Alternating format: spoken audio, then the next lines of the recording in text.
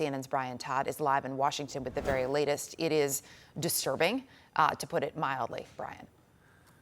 Right, Erica. This information on the so-called death note coming to us this morning from the city of Chesapeake. The note was found on the shooter's phone and basically outlines a series of grievances that he had with some of his colleagues, but also with himself. The note discusses God, the Holy Spirit, and how the author felt that his associates at his workplace were mocking him. Here is one passage, quote, "The associates gave me evil, twisted grins, mocked me, and celebrated my downfall the last day. That's why they suffer the same fate as me." Here is another quote. "I wish I could have saved everyone from myself. My God, forgive me for what I'm going to do." Now, the note also discusses how the author wished that his parents had paid closer attention to what he called his social deficits and said that he felt like he was, quote, led by Satan. The note says the attack was not planned, but the fact that there even was a note discussing what he was going to do suggests that maybe there was at least some planning, and city officials say the shooter, Andre Bing, used a 9mm handgun and that it was purchased locally on the morning of the attack. Also, Erica, we can now report from the Chesapeake Police that none of the names that are redacted in that death note belong to actual victims killed in the shooting. Erica? Brian Todd, appreciate the new reporting. Thank you. Joining me now to discuss, CNN national security analyst Juliette Kayyem. She's a former Department of Homeland Security official. Juliette, let's start on that note. It is, as Brian pointed out, it's a list of grievances. There were names in there. They were redacted. Also, excuses for what was about to happen. What stands out to you in that note?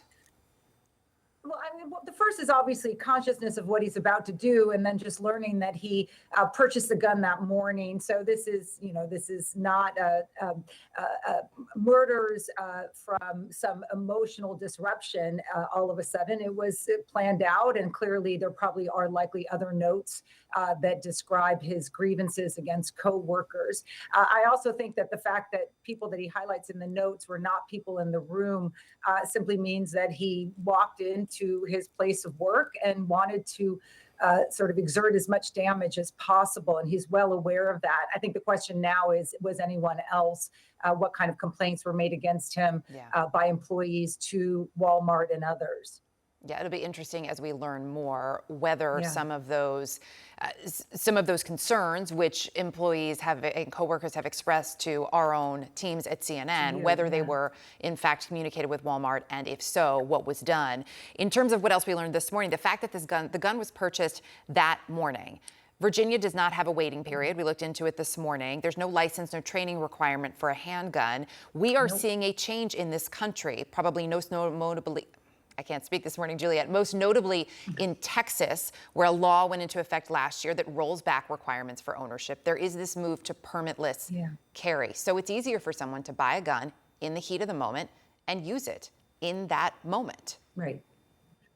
Right. And we've seen in both the mass shootings and now this at least handgun instance that it's a purchase is normally occurs 24, 48, 72 hours before the mass killing. Certainly not 2 years before. Let's just put it that way. And then of course we know the statistics of young men and their age in terms of the purchase to mass killing short time frame. So those are just well documented. So once again, we are at the stage where anything we can do to make things safer, not going to make things safe in this country given the amount of weaponry on the streets, but to make things safer, we should be looking at, and that includes delays or at least some deep breaths that are allowed by law. That if you think you want to buy a gun that morning, maybe you have to wait 48 hours. This seems to me not a big ask of a nation with this many guns. And I think that's why you're seeing the Biden administration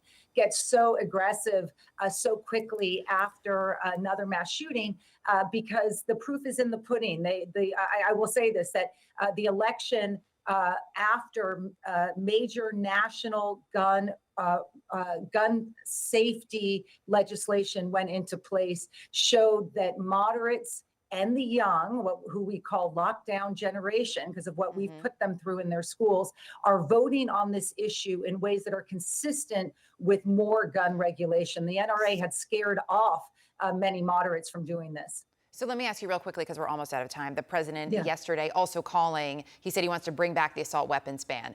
realistically, it is unlikely that will happen given where this country is politically. Is there anything that could be done? There are the most recent numbers from 2020, according to the Firearm Industry Trade Association, more than 24 million weapons of war in this country.